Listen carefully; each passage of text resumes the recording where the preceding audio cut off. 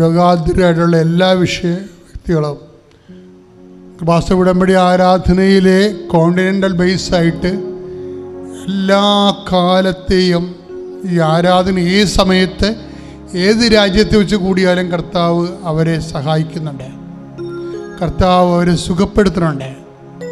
ഇതൊരു നിത്യവും കൃപാസന ആൾക്കാരെ വന്ന് പറയുന്ന ആൾക്കാരുടെ അനുഭവ സാക്ഷ്യമാണ്. അതുകൊണ്ട് ദയവായി മാതാവ് ജീവനോടെ പ്രത്യക്ഷപ്പെട്ട സ്ഥലത്ത് ഈശോ ജീവനോടെ എഴുന്നള്ളിയിരിക്കുമ്പോൾ നിങ്ങൾ ഈ നിമിഷം സ്വർഗത്തിൻ്റെ ഏറ്റവും വലിയ സൗഖ്യദായകനായ ഡോക്ടറെ നിങ്ങളുടെ വീട്ടിലേക്ക് വന്നിട്ട് നിങ്ങളുടെ ശരീരത്തെ സമർപ്പിച്ചത് സ്പർശിച്ച് സൗഖ്യപ്പെടുന്ന സമയമാണെന്നുള്ള ഒരു ബോധം നമുക്കുണ്ടാകണം. ശ്വാസകോശ രോഗികളെ നെഞ്ചത്ത് കൈവച്ച് പ്രാർത്ഥിക്കേണ്ടതാണ് ഈ സമയത്ത്.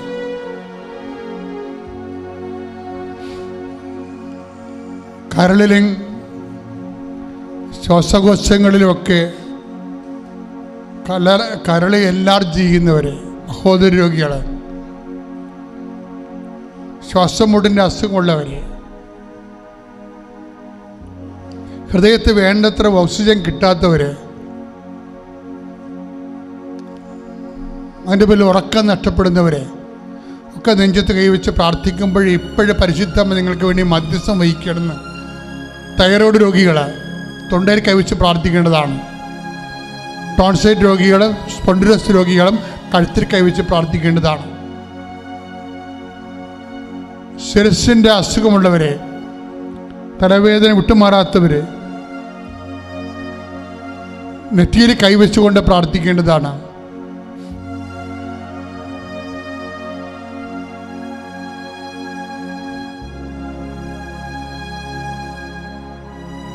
ഉദര രോഗികൾ ഉദരത്തെ കൈവച്ച് പ്രാർത്ഥിക്കണം. പാങ്ക്രിയാസ് രോഗികൾ നടുവിൽ നെഞ്ചും കൂടിൻ്റെ അവിടെ കൈവച്ച് പ്രാർത്ഥിക്കേണ്ടത്, താഴെ കൈവച്ച് പ്രാർത്ഥിക്കേണ്ടതാണ്. ഗർഭാശയത്തിൽ സിസ്റ്റുള്ളവരെ, മക്കളില്ലാത്തവരൊക്കെ അടിവയറ്റ് കൈവച്ച് പ്രാർത്ഥിക്കേണ്ടതാണ്. എവിടെയെല്ലാം രോഗമുണ്ടോ അവിടെയെല്ലാം കൈവച്ച് പ്രാർത്ഥിക്കുക. എപ്പോഴും ജീവനോടെ കൃപാസനത്തിൽ പ്രത്യക്ഷപ്പെട്ട് ദുരന്തമുണ്ടാകാൻ നമ്മൾ പ്രാർത്ഥിക്കണമെന്ന് ആവശ്യപ്പെട്ട പരിശുദ്ധ നമ്മുടെ പ്രത്യക്ഷീകരണത്തെ അനുസ്മരിച്ചുകൊണ്ട് ജീവനോടെ ജ്വലിച്ചു എഴുന്നള്ളി നിൽക്കുന്ന ദിവ്യകാരുണ്യത്തിന് തിരുസന്നിധിയിൽ ഈ ലോകത്തുള്ള മുഴുവൻ രോഗങ്ങൾ, ആരെല്ലാം ഈ ഓൺലൈനിൽ പ്രാർത്ഥന കൂടുന്നുണ്ടോ അവിടെ വീട്ടിലുള്ള മുഴുവൻ രോഗങ്ങളെ, നിങ്ങളുടെ രോഗങ്ങൾ മാത്രമല്ല, ആരെല്ലാം രോഗസൗഖ്യത്തിനായി നിങ്ങളോട് യാചിച്ച് പ്രാർത്ഥിച്ചിട്ടുണ്ടോ, ആരെല്ലാം ഞങ്ങൾക്ക് വേണ്ടി പ്രാർത്ഥിക്കണമെന്ന് ആവശ്യപ്പെട്ടു അവരെല്ലാം ഓർക്കുക. അടിപ്പിടർ പോലെ വൈദാഘാത പോലെ ദൈവികമായ ശക്തി നിങ്ങളുടെയൊക്കെ ആവശ്യിക്കുന്ന വലിയ സമയമാണ്. കർത്താവെ, ഞാൻ പ്രാർത്ഥിക്കുന്നു, കർത്താവെ നിൻ്റെ വിശുദ്ധ പൗരോഹിത്യത്തെ ഇപ്പോൾ മഹത്വപ്പെടുത്തണമേ. കർത്താവെ, സഭയിലുള്ള നിന്റെ സാന്നിധ്യം പ്രകടമാക്കണമേ. അമ്മേ, പരിശുദ്ധമ്മ, ദേവമാതാവേ, ആരെല്ലാം ശരീരത്തിൽ കൈവച്ച് പ്രാർത്ഥിക്കുന്നുണ്ടോ, അസ്ഥികളിൽ അസ്ഥിക്കുഴകളിൽ രക്തഞരമ്പുകളിൽ ശരീരകോശങ്ങളെല്ലാം കർത്താവ് രക്തം നിറയട്ടെ. എൻ്റെ കർത്താവിന് ഉന്നതമായി നാമത്തിൽ ആന്തരിക അവയവങ്ങൾ കർത്താവ്, മൾട്ടി ഓർഗൻസിന് പോലും കർത്താവ് രോഗം വന്നിട്ടുള്ളവരെ അങ്ങ് സ്പർശിക്കണ പ്രാർത്ഥിക്കുന്നത്. ഉള്ളംകാൽ ഉച്ചുവരെ കർത്താവിൻ്റെ രക്തം നിറയട്ടെ, ഉള്ളംകാൽ ഉച്ചുവരെ കർത്താവിൻ്റെ രക്തം നിറയട്ടെ. എൻ്റെ കർത്താവിന് ഉന്നതമായ നാമത്തിൽ സഭയുടെ അധികാരത്തിൽ കുരിശിൻ്റെ അടയാളത്തിൽ ദൈവശക്തി കൃപാസ്ഥാനത്താറെ ജീവനോടെ പ്രത്യക്ഷയുടെ പരിശുദ്ധയുടെ മധ്യസ്ഥത്തിൽ 36 കൊല്ലം ഞാൻ അർപ്പിച്ച പരിശുദ്ധ കൃപാന്റെ ശക്തികൾ മാർഗ രോഗങ്ങൾ വ്യാധികൾ മാറിപ്പോകട്ടെ. ശ്രദ്ധിക്കട്ടെ.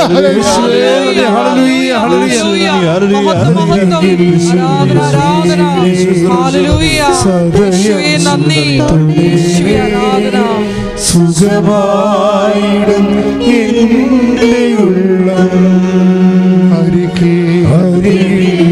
വരേണേ, സദയം തൊഴേണേ, സുഖമായിടും എൻ്റെ ഉള്ളം. കഴിഞ്ഞ ദിവസം കൊണ്ടൊരു സാക്ഷ്യമുണ്ടായി. അവരുടെ പേര് സോഫി കുര്യൻ, പാലയൂരില്ല തോമാശ്ശേരിയുടെ പള്ളി, ആ ഇടവക്കാരുതിയാണ്. അവിടെ സാക്ഷ്യം എന്ന് പറയുന്നത് നിങ്ങൾ കേൾക്കണം, അതിൻ്റെ കണക്കുണ്ട്. അവിടെ സാക്ഷ്യം, അവർക്ക് ഈ Sophy Kurian right kidney ഡാമേജാണ്.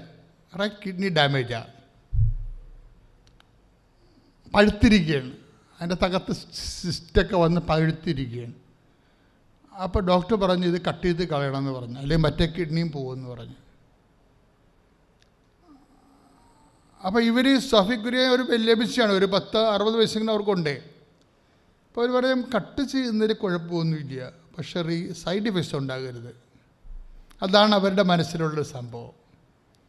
Cut ചെയ്യുന്നതിൽ എനിക്ക് കാണുന്നത് അമ്മച്ചിക്ക് കിഡ്നി കട്ട് ചെയ്യുമ്പോൾ ഉണ്ടാകുന്ന ദുരന്തത്തെക്കുറിച്ച് മെഡിക്കലായിട്ട് ഒത്തിരി അറിയത്തില്ലെന്ന് തോന്നുന്നു. അവരിവിടെ ഒന്ന് സാക്ഷ്യം പറഞ്ഞത് അങ്ങനെയാണ്, എനിക്ക് കട്ട് ചെയ്യുന്നതിന് കുഴപ്പമൊന്നുമില്ല, പക്ഷേ കാര്യം ഒരു കിഡ്നി ഉണ്ടെങ്കിൽ ജീവിക്കുക എന്നുള്ള ആൾക്കാർ പൊതുവെ ഇങ്ങനെ പഠിച്ചു വെച്ചിരിക്കുകയാണല്ലോ. അപ്പോഴേ കട്ട് ചെയ്യുന്നതിന് കുഴപ്പമൊന്നുമില്ല, അതിൻ്റെ പേരിൽ സൈഡ് ഇഫക്ട്സ് ഉണ്ടാവരുത് എന്നാണ് അവരുടെ ഒരു മനസ്സിലുള്ള ഒരു ധാരണ. എന്നിട്ട് ഇവരെന്നാ ചെയ്യണമെന്ന് വെച്ച് കഴിഞ്ഞാൽ ഇവരുടെ ചേച്ചി ഉടമ്പടി എടുത്തിട്ടുണ്ട്. അവർക്ക് 10-65 വയസ്സുണ്ടാവും. ആ ഉടമ്പടിയുടെ കൂടെ പ്രാർത്ഥിക്കാൻ വേണ്ടി ഇവർ വരും. ഇതിനിടക്കുള്ളിൽ 2 കാര്യം ചെയ്യും ഇവർ. സെക്കൻഡ് ഒപ്പീനിയന് പോകും, പിന്നെ തേർഡ് ഒപ്പീനിയന് പോകും വേറെ ഡോക്ടറിൻ്റെ അടുത്ത്. ഒരു നെഫ്രോളജിസ്റ്റിനെ കണ്ടിട്ടേ അവർക്കിതിനെക്കുറിച്ച് കുറച്ച് ധാരണയുള്ള ആൾക്കാരാണ്. അതുകൊണ്ട് കിഡ്നി കട്ട് ചെയ്യുന്ന വിഷയമാണല്ലോ ചോദിച്ചിട്ട് വീട്ടുകാർ ഇവരെ പല സ്ഥലത്ത് കൊണ്ടുപോകും. എല്ലാം മെയിൻ സൂപ്പർ സ്പെഷ്യാലിറ്റി ഹോസ്പിറ്റലിലെ നെഫ്രോളജിനെ പോയി കാണാം. എന്നിട്ട് അവരെല്ലാവരും ഇത് സ്കാൻ ചെയ്യും, അതുപോലെ തന്നെ ബയോപ്സി ചെയ്യും ഒക്കെ ചെയ്തിട്ട് അവർ പറയൂ ഇത് കട്ട് ചെയ്യണം എന്ന് പറയും. അപ്പോൾ അവർ കട്ട് ചെയ്യാൻ തീരുമാനിച്ച് കിഡ്നി കട്ട് ചെയ്യാൻ തീരുമാനിച്ച് ഡേറ്റും ഫിക്സ് ചെയ്ത്, എന്നിട്ട് ഇവർ ഡേറ്റ് ഫിക്സ് ചെയ്തിട്ട് പ്രാർത്ഥിക്കാൻ വേണ്ടി വരും. മൂത്ത ചേച്ചിയുടെ ഉടമ്പടി എടുത്തിട്ടുണ്ട്, അവിടെ കൂടെ പ്രാർത്ഥിക്കാൻ വരും. എന്നിട്ട് ഇവരെന്നാ ചെയ്യണമെന്ന് വെച്ച് കഴിഞ്ഞാൽ ഇതിനകത്ത് മുഴുവനും വ്രണമാണ്, ഇവരെ റൈറ്റ് കിഡ്നിയിൽ വ്രണമാണ്. അതെല്ലാ സ്കാനിങ്ങിനും ബയോപ്സിയിലും ആ റിപ്പോർട്ടുണ്ട്. അതുകൊണ്ടാണ് അത് കട്ട് ചെയ്ത് കളയണമെന്ന് പറയണത്. പക്ഷെ ഇവർ ഉടമ്പടി ഉപ്പ് വെഞ്ചരിച്ച് കൊടുത്ത് ഇവിടുന്ന് വാങ്ങിച്ചത് അവർ വിശ്വാസപ്രമാണം ചൊല്ലി വായിലിടും. ഞാനിത് ചില അച്ഛന്മാരുടെയൊക്കെ ഈ ഉടമ്പടിയുടെ ഉപ്പിനെ കുറിച്ചൊക്കെ പറയുമ്പോൾ അവർ പറയും നമ്മൾ എന്തിനാണ് ജനങ്ങളെ പഴയ കാലത്തേക്ക് കൊണ്ടുപോകണമെന്ന് ചോദിക്കും. നമ്മളെ മുന്നോട്ടല്ലേ പോണത്. അപ്പോൾ ഇങ്ങനെ വസ്തുവകകളിലൊന്നും വിശ്വസിക്കാതെ ക്രിസ്തുവിൽ തന്നെ വിശ്വസിച്ച് പോകാൻ പാടില്ലേ എന്ന് എന്നോട് ചോദിക്കും. അത് ദൈവശാസ്ത്രമായിട്ട് കുറച്ച് ആഴമായ ബന്ധമുള്ളവരെ ചോദിക്കണത്. പക്ഷെ ഞാൻ ഡീല് ചെയ്യണത് ദൈവശാസ്ത്രജ്ഞന്മാരോടല്ലല്ലോ. ആരോടല്ല ഡീല് ചെയ്യണത്? ഈ കിഡ്നി വേദനയും രോഗവും മരണവും മല്ലടിക്കുന്ന കരയുന്ന മനുഷ്യരോടാണ് കൃപാസനത്തിൽ ഡീല് ചെയ്യണത്. ഞാനെപ്പോഴും ഒരു ദൈവത്തോട് ചോദിക്കുന്നത് എനിക്ക് ദൈവത്തെക്കുറിച്ച് ഒണ്ടോളജിക്കലായിട്ട് എക്സ്പീരിയൻസ് വേണമെന്നല്ല. അത് മണ്ണാങ്കട്ട, അത് കഴിച്ചുകൊണ്ട് ആൾക്കാർ കുറേ ആൾക്കാർ ഫാനിൻ്റെ താഴേക്ക് ഇരിപ്പുണ്ട്, കുറച്ച് കഴിയുമ്പോൾ പുസ്തകമൊക്കെ എഴുതും, കുറച്ച് മരിച്ചു പോകും. പക്ഷേ മനുഷ്യനിവിടെ വേദനിച്ച് മരിക്കുകയും ചെയ്യും. അപ്പോൾ മനുഷ്യരിൽ നിന്ന് ദൈവത്തെ അകറ്റുന്ന ഛിദ്രശക്തികൾ സഭയുടെ ഉള്ളിൽ തന്നെ ഉണ്ട്. ദൈവത്തെ മനുഷ്യന് സംലഭ്യമാക്കി കൊടുക്കണം അവൻ്റെ ജീവിത അവസ്ഥകളിൽ. അതാണ് ഞാൻ കണ്ണീരോടെ പണ്ടേ പ്രാർത്ഥിച്ചിരിക്കുന്നത്. കർത്താവേ, കണ്ണുനീരോടെ. ഇപ്പം സോളമൻ ദേവാലയം വെഞ്ചരിക്കുമ്പോൾ എന്താ പറയണത്? സോളമൻ ദേവാലയം വെഞ്ചരിക്കുമ്പോൾ പറയുന്ന ഒരു വാക്കുണ്ട്. എന്താണ്? കർത്താവേ, അങ്ങയുടെ മക്കൾ സ്വജാതിരായാലും വിജാതിരായാലും നിൻ്റെ ആലയത്തിൻ്റെ പുറത്തോ അകത്തോ നിന്നുകൊണ്ട് കണ്ണീരിടുമ്പോൾ അവിടെ കണ്ണുനീര് നീ ഏറ്റെടുക്കണമേ. 1 രാജാക്കന്മാർ 8:42. 1 രാജാക്കന്മാർ 8:42 ശ്രദ്ധിക്കുക. 1 രാജാക്കന്മാർ 8:41-42. അങ്ങയുടെ ജനമായ ഇസ്രായേൽ പെടാത്ത വിദേശി അങ്ങയുടെ മഹനീയ നാമത്തെയും അങ്ങയുടെ കരുത്തുറ്റ കരങ്ങളുടെ പ്രവർത്തനങ്ങളെയും നീട്ടിയ ഭുജത്തെയും പറ്റി കേട്ട് അങ്ങയെ തേടി വന്ന് ഈ ആലയത്തിന് നേരെ തിരിഞ്ഞ് പ്രാർത്ഥിച്ചാൽ അവിടുത്തെ ജനമായ ഇസ്രായേലിനെ പോലെ സർവ്വജനതകളും അങ്ങയുടെ നാമം അറിയാനും അങ്ങയെ ഭയപ്പെടാനും ഞാൻ ഈ ഭവനം അങ്ങേക്കായി നിർമ്മിച്ചിരിക്കുന്നുവെന്ന് ഗ്രഹിക്കാനും വേണ്ടി അങ്ങ് വസിക്കുന്ന സ്വർഗത്തിൽ നിന്ന് അവൻ്റെ പ്രാർത്ഥന ശ്രവിക്കുകയും യാചനകൾ സാധിച്ചു കൊടുക്കുകയും ചെയ്യണമേ. അതായത് ജീവിതത്തോട് ദൈവത്തെ ചേർത്ത് നിർത്തുന്നതാണ് ബൈബിള്. ജീവിതത്തോട്, മനുഷ്യൻ്റെ ജീവിതത്തോടെന്ന് പറയുമ്പോൾ ചേച്ചിയുടെ അവസ്ഥ എന്താണ്? ഈ ചേച്ചി, അവരുടെ പേരെന്താ? സോഫി കുര്യൻ. അവരെന്നാ ചെയ്തിരിക്കണത്?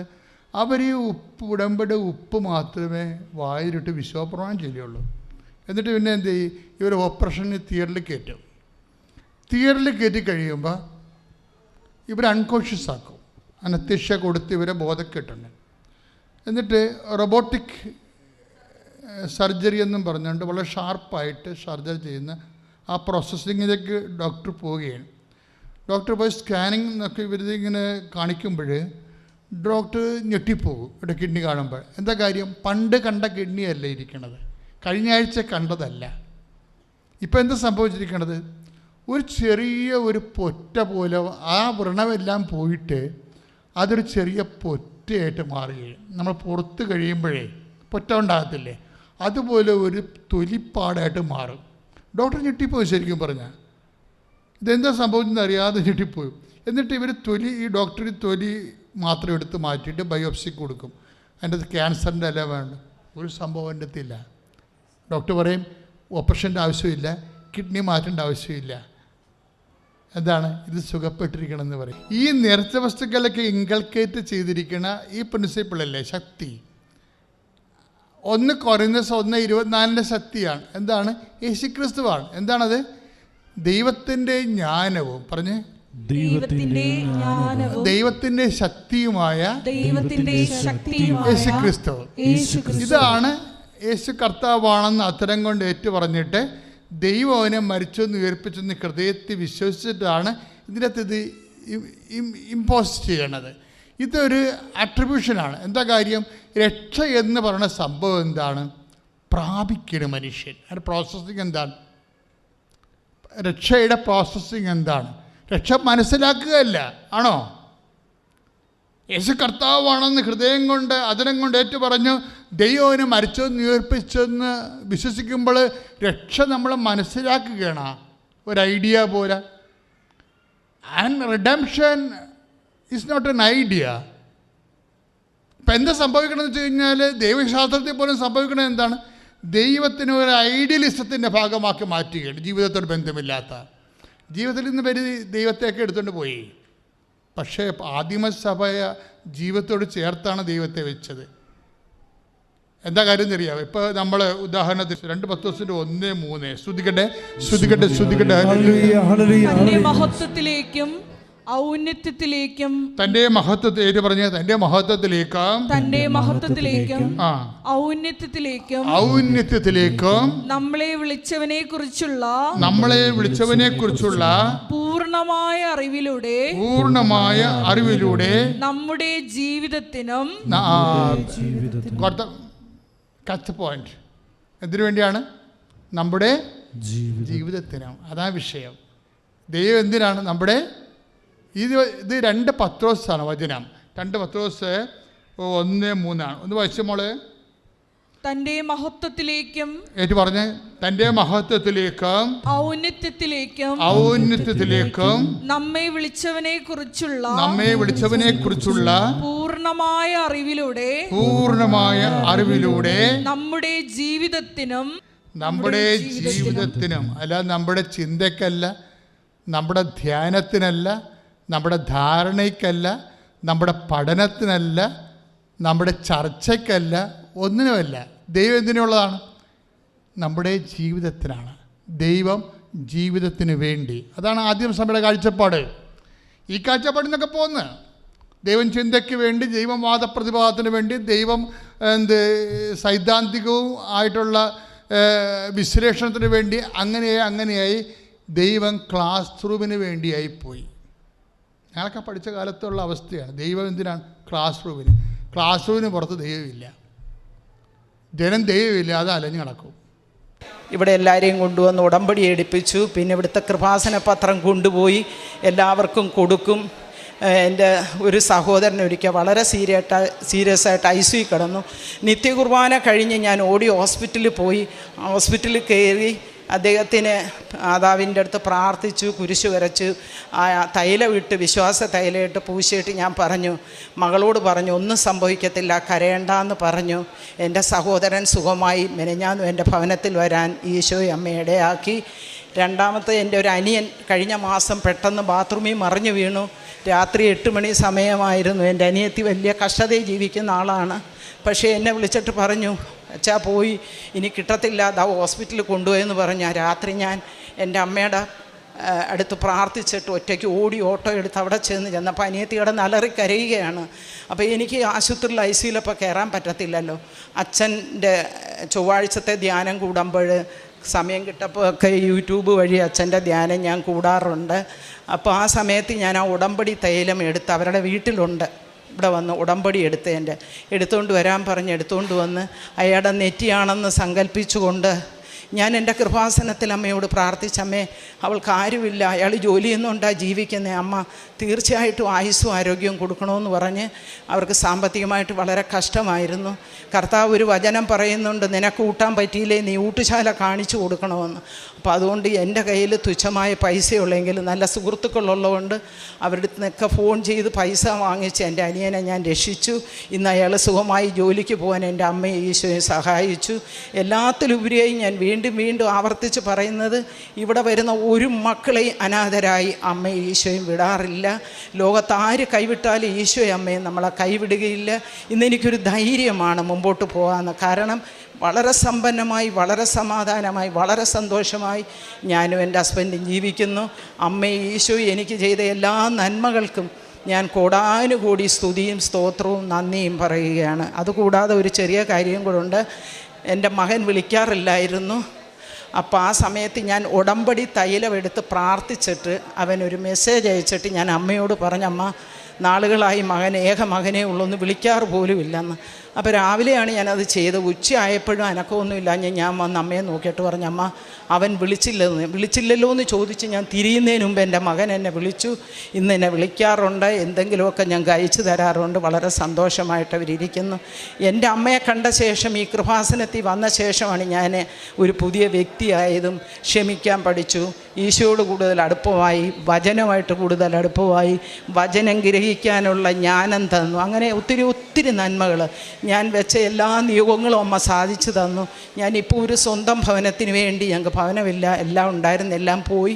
ഞാൻ പ്രാർത്ഥിച്ചുകൊണ്ടിരിക്കുകയാണ്. അപ്പോൾ എൻ്റെ മനസ്സിൽ തോന്നി, ഞാൻ അമ്മയ്ക്ക് നേരത്തെ വന്ന് സാക്ഷ്യം പറയേണ്ടതായിരുന്നു. ഞാൻ സാക്ഷ്യം പറഞ്ഞു കഴിയുമ്പോൾ എൻ്റെ അമ്മ ഈശോയും ഉറപ്പായിട്ട് എനിക്ക് തരും. കാരണം അത്രയും നന്മകളാണ് എനിക്ക് അമ്മ ചെയ്തു തന്നത്.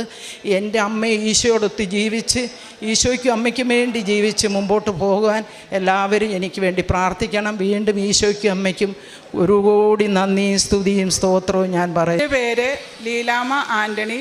ഞാൻ കടവന്ത്ര സെൻറ്റ് സെബാസ്റ്റ്യൻ പള്ളി ഇടവാംഗമാണ്. പരിശുദ്ധ അമ്മ ജീവനോടെ പ്രത്യക്ഷപ്പെട്ട ഈ തിരുവൾത്താരയിൽ എൻ്റെ 3ാമത്തെ സാക്ഷ്യമാണ്. ഞാൻ ഉടമ്പടി എടുത്തത് 2018 ഒക്ടോബർ 14-ാം തീയതിയാണ്. ഞാനിപ്പോൾ 14ാമത്തെ ഉടമ്പടിയിലാണ്.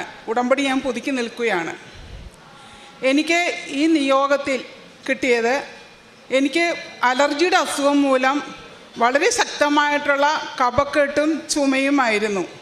കഫക്കെട്ടെന്ന് പറഞ്ഞാൽ എനിക്ക് ശ്വാസമുട്ടൽ പോലെയായിരുന്നു അത് വന്നുകൊണ്ടിരുന്നത്.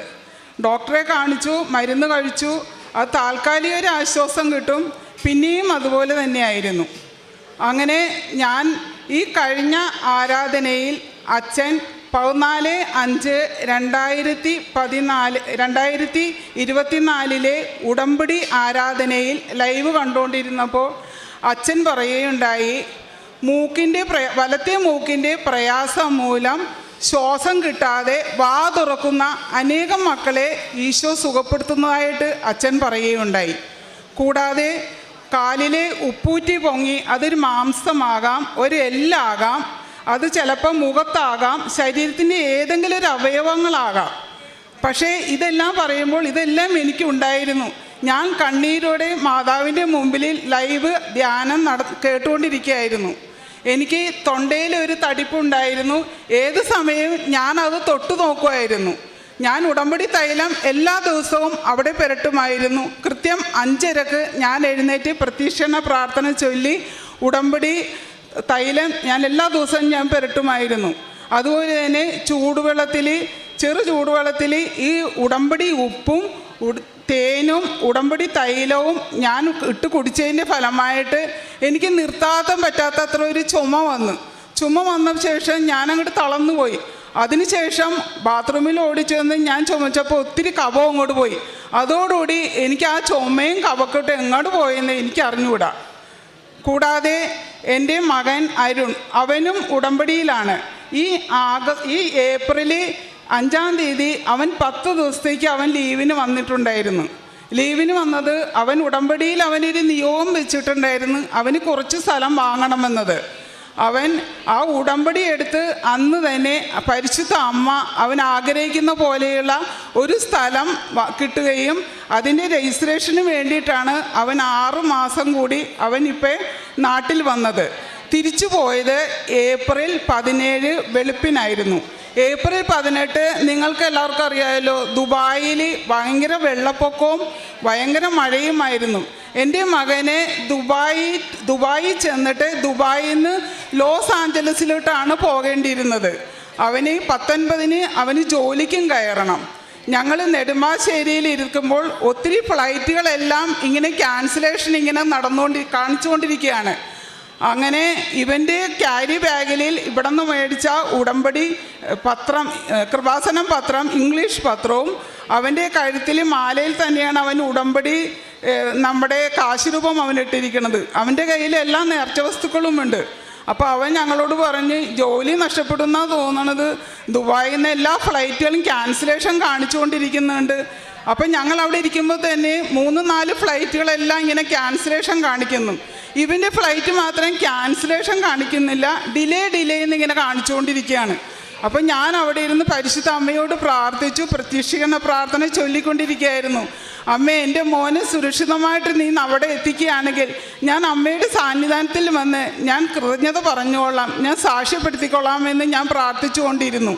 അങ്ങനെ അവിടെ ഇരുന്ന് വെളുപ്പിന് 3 മണിക്ക് പോകേണ്ട ഫ്ലൈറ്റ് അപ്പോൾ അതിനകത്ത് ഡിസ്പ്ലേയിൽ കാണിച്ചു, അവിടെ നിന്ന് ദുബായിൽ നിന്ന് നെടുമ്പാശ്ശേരിയിലോട്ട് ഡിപ്പഞ്ചർ എന്ന് കാണിച്ചു. അത് അവൻ്റെ ഫ്ലൈറ്റായിരുന്നു. ആ ഫ്ലൈറ്റ് വന്ന് പിന്നെ 10 മണിക്കായിരുന്നു അവിടെ നിന്ന് ഫ്ലൈറ്റ്. അവൻ സുരക്ഷിതമായിട്ട് ദുബായിലെത്തുകയും പറഞ്ഞ സമയത്ത് തന്നെ അവന് കണക്ഷൻ ഫ്ലൈറ്റ് ലോസ് ആഞ്ചലസിലോട്ട് കിട്ടുകയും ചെയ്തു. അപ്പോൾ ലഗേജ് മാത്രം 2 ദിവസം കഴിഞ്ഞിട്ടാണ് അവൻ്റെ കയ്യിൽ കിട്ടിയത്. പരിശുദ്ധ അമ്മ അങ്ങനെ അവന് പൂർണ്ണ സംരക്ഷണം നൽകി അവനെ അനുഗ്രഹിച്ചു. പിന്നെ എൻ്റെ മകൾ വീട് വെക്കാൻ വേണ്ടി സ്ഥലമുണ്ട്, പക്ഷേ വീട് വെക്കാനായിട്ടുള്ള 4-5 കൊല്ലത്തോളമായി വീട് വെക്കാനുള്ള ആഗ്രഹം തുടങ്ങിയിട്ട്, പക്ഷേ ഒന്നും അത് നടക്കുന്നില്ലായിരുന്നു, പല തടസ്സങ്ങളുമായിരുന്നു. ഞാനത് ഉടമ്പടി നിയോഗത്തിൽ ഞാൻ വെച്ചിട്ടുണ്ടായിരുന്നു. ഞങ്ങൾ വിശ്വാസപ്രമാണം ചൊല്ലി ഞാനും എൻ്റെ ഭർത്താവും കൂടി ആ ഫ്ലോട്ടിൽ പോയി 4 അതിരിലും ആരും ചവിട്ടാത്തടുത്ത് ഈ ഉപ്പിട്ട് നേർച്ച വസ്തുവായ ഉപ്പിട്ട് പ്രാർത്ഥിച്ചതിൻ്റെ ഫലമായി പിറ്റേ മാസം തന്നെ ആ ഭവനത്തിന് വേണ്ടി കല്ലിടുവാനും പിന്നെ എല്ലാം പരിശുദ്ധ അമ്മ ഏറ്റെടുത്തതുപോലെയായിരുന്നു. ഏറ്റവും മനോഹരമായ ഒരു ഭവനം നൽകി പരിശുദ്ധ അമ്മ അനുഗ്രഹിക്കുകയും ഫെബ്രുവരി 10-ന് അവിടെ വെഞ്ചിരിപ്പും പാലുകാശലും നടന്ന് ഇപ്പം എൻ്റെ മകൾ സുരക്ഷിതമായിട്ട് അവിടെ താമസിക്കുകയാണ്. കൂടാതെ പിന്നെ ഞാൻ ഉടമ്പടിയിൽ എഴുതാത്ത ഒരു കാര്യമുണ്ട്. എൻ്റെ ചേച്ചിയുടെ മകൻ, അവൻ പള്ളിയുമില്ല ഒന്നുമില്ലാതെ നടന്നിരിക്കുന്നൊരു മകനായിരുന്നു. അവനെ കഴിഞ്ഞ മാസം അവനോട് ഞങ്ങൾ പലപ്പോഴും കൃപാസനത്തിൽ പോണ കാര്യം പറയുമ്പോൾ അവൻ തിരസ്കരിക്കയില്ല, പക്ഷെ ഒന്നിനും അവൻ മറുപടിയും പറയാറില്ല. ഇടവപ്പള്ളിയിലും അവൻ പോകാറാത്ത ഒരു മകനായിരുന്നു. കഴിഞ്ഞ മാസം അവൻ തന്നെ ഇങ്ങോട്ട് പറഞ്ഞു, എനിക്കൊന്ന് കൃപാസനത്തിൽ പോകണം, എന്നെ ഒന്ന് കൊണ്ടുപോകാമോ എന്ന് ചോദിച്ചു. ഞങ്ങൾ ആ മകനെ ഇവിടെ കൊണ്ടുവന്നു. അവൻ ഇവിടെ വന്ന് കുമ്പസാരിച്ചു, നല്ലൊരു കുമ്പസാരം നയിച്ചു. നമ്മുടെ മെയ് മാസ വണക്കത്തിന് നിയോഗങ്ങൾ എഴുതി കൊടുത്ത് എല്ലാം പത്രം എല്ലാം മേടിച്ചു. പക്ഷെ ഒന്ന് ഉടമ്പടി എടുത്തിട്ടില്ല. അവൻ പറഞ്ഞു, ഞാനൊന്ന് ശുദ്ധീകരിച്ചിട്ട് ഞാനൊന്ന് ഉടമ്പടിയൊക്കെ ഞാൻ എടുക്കുള്ളൂ എന്ന് അവൻ പറഞ്ഞ് ഇപ്പോൾ അവൻ ഞാനെല്ലാം ഷെയർ ചെയ്തിട്ട് കൊടുക്കും. എല്ലാ അച്ഛൻ്റെ ആരാധനയും സാക്ഷ്യങ്ങളും എല്ലാം ഞാൻ യൂട്യൂബ് വഴി അവന് എല്ലാം ഇട്ട് കൊടുക്കാറുണ്ട്. എല്ലാം അവനത് കാണാറുമുണ്ട്. അവന് പള്ളിയിൽ പോകാതിരുന്ന മകനാണ്. ഇപ്പം എല്ലാ എല്ലാ ഞായറാഴ്ചയും 5:30 വിശുദ്ധ കുർബാനയിൽ അവൻ പോകുന്നുണ്ട്. പിന്നെ എനിക്ക് ഭയങ്കര കാലിൽ ഉപ്പൂറ്റി വേദന ഉണ്ടായിരുന്നു. ഉപ്പൂറ്റി വേദന എന്ന് വെച്ചാൽ 2 കാലും നിലത്ത് കുത്തി നടക്കാൻ പറ്റാത്ത പോലെയുള്ള ഉപ്പൂറ്റി വേദനയായിരുന്നു. അപ്പം ഞാൻ 2023 നമ്മുടെ ഒക്ടോബർ 28 ജപമാല റാലിയിൽ അതിഭയങ്കരമായിട്ടുള്ള ആഗ്രഹമായിരുന്നു ആ ജപമാല റാലിയിൽ എനിക്ക് പങ്കെടുക്കാനായിട്ട്. ഡോക്ടറെ കണ്ടു. ഡോക്ടർ കണ്ടപ്പോൾ ഡോക്ടർ പറഞ്ഞ് റെസ്റ്റ് എടുക്കണം, പിന്നെ നടക്കാൻ പാടില്ല, കാല് പൊക്കി വെച്ചിരിക്കണം. പക്ഷേ ഞാൻ എന്ത് ചെയ്തെന്നറിയാമോ, ഉടമ്പടി തൈലം, ഞങ്ങളവിടെ നിന്ന് ഒരു ഗ്രൂപ്പായിട്ടാണ് ജപമാല റാലിയിൽ വന്നത്. അവിടെ നിന്നൊരു വണ്ടി വിളിച്ച് 23 പേര് ഞങ്ങളുണ്ടായിരുന്നു. വീട്ടിൽ നിന്ന് ഇറങ്ങിയപ്പോൾ തന്നെ ജപമാല ചൊല്ലി, ഞങ്ങളിവിടം വരെ ജപമാല ചൊല്ലിയാണ് ഞങ്ങൾ വന്നത്.